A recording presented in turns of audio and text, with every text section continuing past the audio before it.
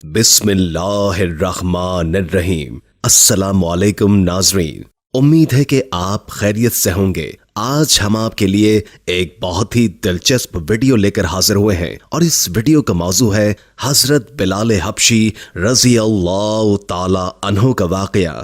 اعلان نبوت کے چند روز کے بعد نبی کریم صلی اللہ علیہ وآلہ وسلم ایک رات مکے کی ایک گلی سے گزر رہے تھے کہ انہیں گھر میں سے کسی کے رونے کی آواز آئی۔ آواز میں اتنا درد تھا کہ آپ صلی اللہ علیہ وآلہ وسلم بے اختیار اس گھر میں داخل ہو گئے۔ دیکھا کہ ایک نوجوان جو کہ حبشی معلوم ہوتا ہے چکی پیس رہا ہے اور زاروں قطار رو رہا ہے۔ آپ صلی اللہ علیہ وآلہ وسلم نے اس سے رونے کی وجہ پوچھی تو اس نے بتایا کہ میں ایک غلام ہوں، سارا دن اپنے مالک کی بکریاں چراتا ہوں، شام کو تھک کر جب گھر آتا ہوں تو میرا مالک مجھے گندم کی ایک بوری پیسنے کے لیے دے دیتا ہے، جس کو پیسنے میں ساری رات لگ جاتی ہے۔ میں اپنی قسمت پہ رو رہا ہوں کہ میری بھی کیا قسمت ہے، میں تو ایک گوشت پوست کا انسان ہوں، میرا جسم بھی آرام مانگتا ہے، مجھے بھی نیند ستاتی ہے، لیکن میرے مالک کو مجھ پر ذرا بھی ترس نہیں آتا۔ کیا میرے مقدر میں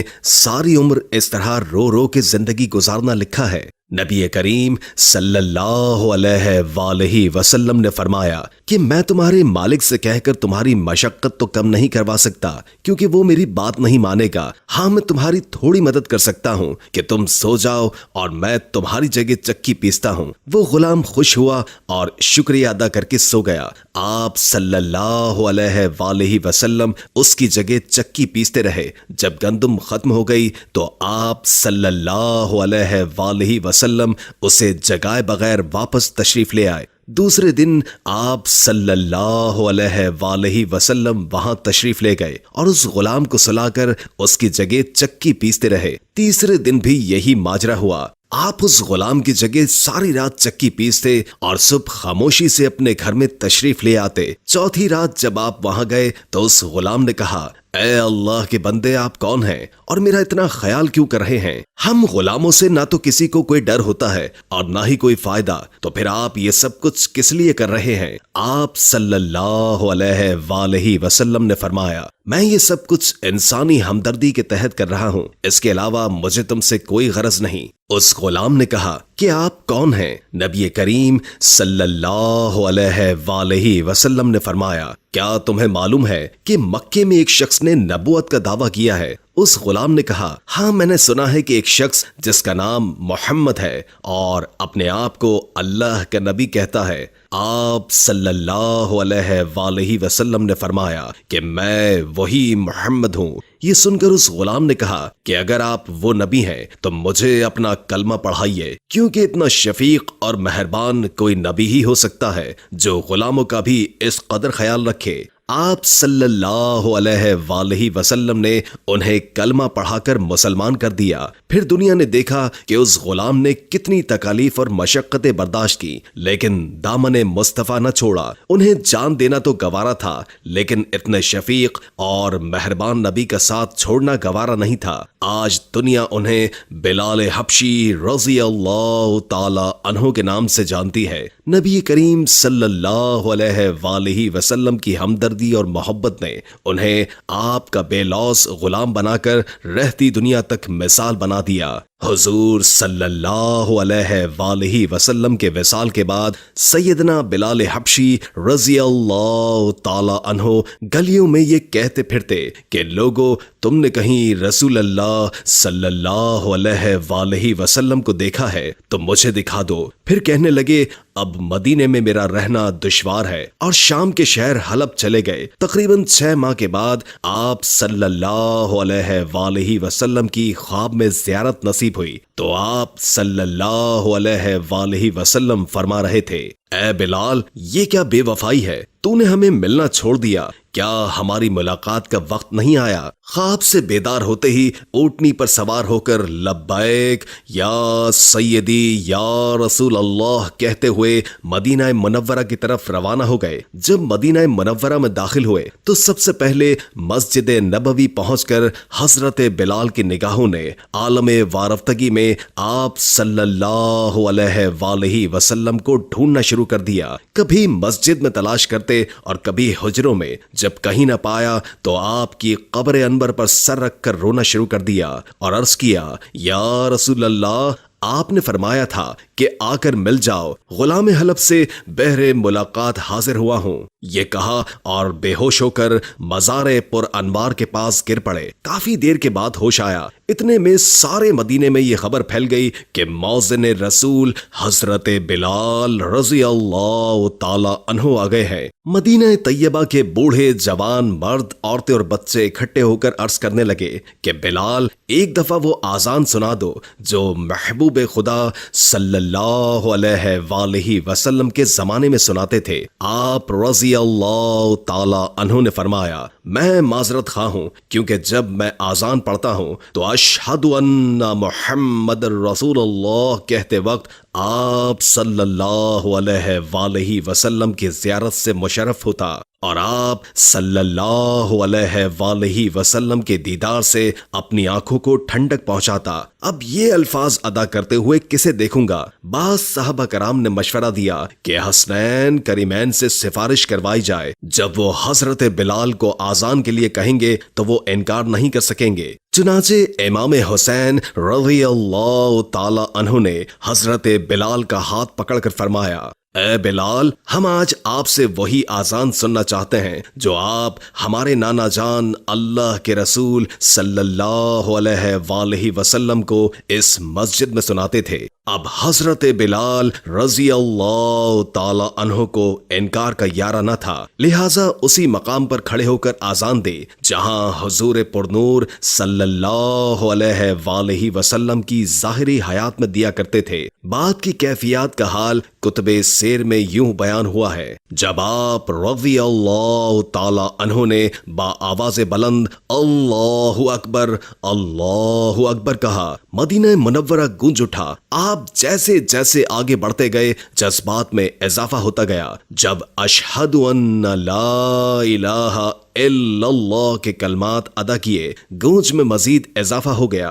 जब अशहदु अन्ना मुहम्मदर रसूलुल्लाह के कलमात पढ़े तो तमाम लोग हत्ता के पर्दा नशीन खवातीन भी घरों से बाहर निकल आई। रिक्कतो गिरियाजारी का अजीब आलम था। लोगों ने कहा, रसूल खुदा सल्लल्लाहु अलैहि वसल्लम तशरीफ ले आए हैं। आप सल्लल्लाहु अलैहि वसल्लम के विसाल के बाद मदीना मुनव्वरा में इस दिन से ज्यादा रोने वाले मर्द जन नहीं देखे गए। अल्लामा इकबाल रहमतुल्लाह ताला अलैह आजान बिलाल रज़ी अल्लाह ताला अन्हु को तराना इश्क करार देते हुए फरमाते हैं, आजा अज़ल से तेरे इश्क का तराना बनी, नमाज उसी के नजारे का एक बहाना बनी। आशिक़ ज़ुल्फ़ रसूल सल्लल्लाहु अलैहि वसल्लम सैयदना हज़रत बिलाल हबशी कायनात की वो पहली अजीम व मुक़द्दस हस्ती हैं जिनको दुनिया के पहले मौज़िन होने का आला शर्फ हासिल हुआ। अल्लाह के रसूल ने खुद इरशाद फरमाया कि बिलाल किस कदर अच्छा आदमी है, वो तमाम मौज़िनों का सरदार है। आपके वालिद रिबाह और वालिदा हम्मामा अरब के एक कबीले के गुलाम थे। ये सरजमीन अरब का वो तारीख दौर था जब इंसान अखलाकी पस्तियों की गहराइयों में गिरा हुआ था और उस पर गुमराही मसल्लत थी, और उस दौरे जहालत में सबसे मजलूम तबका गुलामों का था, जिसे बुनियादी इंसानी हुकूक तो मिलना बहुत दूर की बात, सुकून से अपनी जिंदगी गुजारने का भी हक नहीं था। सैयदना हजरत बिलाल उमैया बिन खल्फ के गुलाम थे। वो अपने आका की बकरियां चराने पहाड़ों पर जाया करते थे, और एक दिन आपका गुजर गारे हिरा की तरफ से हुआ जहां रसूल करीम सल्लल्लाहु अलैहि वसल्लम अपने यारे गार सैयदना हजरत अबू बकर सिद्दीक के साथ तशरीफ फरमा थे। अल्लाह के रसूल गैबदान ने उस हबशी नौजवान को देखा तो अपने पास बुलाकर फरमाया, मैं अल्लाह के रसूल हूँ, तुम्हारी इस्लाम के मुतालिक क्या राय है? सैयदना हजरत बिलाल हबशी तो रसूल करीम की जात से पहले ही मुतासिर हो चुके थे। फिर आकाए कौनैन का दिलकश अंदाज़े गुफ्तगू तो हजरत बिलाल के मुंह से निकला, मैं आपके दीन को अच्छा पाता हूँ। ये कहकर हजरत बिलाल वापस लौट गए, मगर उनका दिल वहीं हुजूर की तरफ रह गया। दूसरे दिन फिर बकरियों को वहीं लेकर पहुंचे। नबी करीम सल्लल्लाहु अलैहि वसल्लम की और सादा बातें सुनी तो दिल और भी बेकरार हो गया। جو سچائی آپ کے قلب پر اسلام کی صورت میں پہلے ہی وضعیت کر دی تھی، وہ دین اسلام کی صورت میں سامنے آ گئی اور آپ نے اسلام کی پکار پر لبیک کہتے ہوئے کلمہ شہادت پڑھا، حضور کی غلامی کی سند حاصل فرمائی، آپ کے مرید ہو کر اسلام کی دولت سے مالا مال ہو گئے۔ اس وقت سیدنا حضرت بلال کی عمر مبارک 28 برس تھی۔ آپ ان پہلے 7 خوش نصیبوں میں سے ہیں جن کے لیے اسلام نے اپنے دروازے کھول دیے۔ یہ اسلام کا اولین دور تھا۔ حضور پاک اللہ کے حکم سے فی الحال رازداری سے اسلام کی تبلیغ فرما رہے تھے، لیکن اسلام کا منفرد اور پاکیزہ رنگ زیادہ عرصے تک کفار مکہ سے پوشیدہ نہ رہ سکا۔ انہوں نے جلد ہی محسوس کر لیا کہ ان کے بعض ساتھیوں، خاص طور پر غلام اور خواتین میں ایک تبدیلی آ گئی ہے۔ امیہ بن خلف کو جلد ہی یہ خبر مل گئی کہ اس کا غلام بلال نبی کریم صلی اللہ علیہ وآلہ وسلم کا غلام بن گیا ہے اور اس کا شمار آپ کے ساتھیوں میں ہوتا ہے۔ اس جرم کی پاداش میں امیہ نے سیدنا حضرت بلال حبشی پر ظلم و ستم کے پہاڑ گرانا شروع کر دیے۔ ہرا کی یہ زمین اپنی گرمی کی وجہ سے بہت مشہور تھی، جو دھوپ میں تانبے کی طرح گرم ہو جاتی تھی۔ امیہ حضرت بلال کو تانبے کی زمین پر لٹاتا اور آپ کے سینے پر بھاری پتھر رکھتا، آپ کو دہکتے ہوئے انگاروں پر لٹا دیتا۔ آپ کے بدن کی چربی پگھل پگھل کر انگارے بجھا دیا کرتی تھی، مگر آپ کی زبان مبارک سے آہت کے سوا کچھ نہ نکلتا تھا۔ امیہ آپ کو کہتا، اب بھی تو محمد کے خدا سے باز آ جا، لیکن اسلام اور سرکار کی محبت ان کے سینے سے دنیا کی کوئی بھی سخت سے سخت سزا ختم نہیں کر سکتی تھی۔ آپ کے سینے میں عشق رسول کی حقیقی شمع روشن تھی۔ آپ عاشق حبیب خدا تھے، دنیا کی ان ماروں سے کہاں دیار کو چھوڑتے۔ حضرت عمرو بن عاص فرماتے ہیں کہ میں نے حضرت بلال کو اس حالت میں دیکھا کہ امیہ نے ان کو ایسی تپتی ہوئی زمین پر لٹا رکھا تھا جس پر اگر گوشت بھی رکھ دیا جاتا تو وہ بھی جل جاتا، لیکن اس حالت میں بھی حضرت بلال اللہ کے سوا کسی بھی دوسرے معبود کا انکار کرتے رہے۔ امیہ نے طیش میں آ کر ان کے گلے میں رسی ڈال دی اور انہیں مکے کے شریر لڑکوں کے حوالے کر دیا۔ وہ بدبخت لڑکے آپ کو مکے کی وادی میں گھسیٹتے پھرتے تھے اور تپتی ہوئی انگارہ ریت پر اوندھے منہ ڈال دیتے تھے اور آپ پر پتھروں کا ڈھیر لگا دیتے تھے، لیکن عاشق رسول نے اسلام اور سرکار کا دامن پھر بھی چھوڑنا گوارا نہیں کیا۔ آپ پر بے انتہا ظلم و ستم کا یہ سلسلہ کافی عرصے جاری رہا۔ یار غار رسول سیدنا حضرت صدیق اکبر اس عاشق صادق پر اتنا ظلم ہوتے ہوئے دیکھ رہے تھے۔ ایک دن ان سے رہا نہ گیا تو وہ امیہ کے پاس گئے اور اس سے کہا کہ اس بے گناہ اور بے کس غلام پر اتنا ظلم و ستم مت کرو۔ اگر وہ ایک خدا کی عبادت کرتا ہے تو اس میں تمہارا کیا نقصان ہے، اور اگر تم اس کے ساتھ احسان کرو گے تو وہ احسان آخرت میں تمہارے کام آئے گا۔ امیہ نے حقارت سے کہا، میں تمہارے خیالی یوم آخرت کا قائل ہی نہیں، جو میرے جی میں آئے گا میں وہی کروں گا۔ سیدنا صدیق اکبر نے اس کو پھر تحمل سے سمجھایا کہ تم طاقتور ہو، اس مجبور غلام پر ظلم کرنا تمہارے شایان شان نہیں، تم عربوں کی قومی روایت کو دھبا مت لگاؤ۔ امیہ نے کہا، تم اس کالے غلام کے اگر اتنے ہی ہمدرد ہو تو اس کو خرید کیوں نہیں لیتے؟ سیدنا صدیق اکبر راضی ہو گئے اور آپ کو آزاد کرا دیا۔ سرکار دو عالم صلی اللہ علیہ وآلہ وسلم کو سیدنا حضرت بلال کے آزاد ہونے کی جب خبر ملی تو آپ بے حد خوش ہوئے اور حضرت ابو بکر سے فرمایا کہ مجھے بھی اس میں شریک کر لو۔ تو یار غار نے عرض کیا، یا رسول اللہ، میں تو بلال کو آزاد کر چکا ہوں۔ سیدنا حضرت بلال حبشی اب آزاد تھے اور اپنا زیادہ وقت اپنے کریم آقا کی بارگاہ اقدس میں گزارتے تھے، ان سے قرآن مجید کی تعلیم حاصل کرتے، حکمت و دانائی کی باتیں سیکھتے اور دین حق کو زیادہ سے زیادہ پھیلانے کی کوشش کرتے۔ جب ہجرت کا حکم آیا تو حضرت بلال نے بھی ہجرت کی اور مکے سے مدینہ منورہ جا پہنچے۔ رسول کریم صلی اللہ علیہ وآلہ وسلم نے مہاجرین و انصار کا مواقعات کرایا تو سیدنا بلال حبشی کو حضرت ابو روحیہ کا بھائی بنایا گیا، جن سے آپ کو بے حد محبت تھی۔ پھر جب مدینہ منورہ میں اسلامی حکومت کی داغ بیل ڈالی گئی تو 1 سال کے بعد یہ سوال اٹھا کہ لوگوں کو نماز کے لیے بلانے کے لیے کون سا انداز اپنایا جائے۔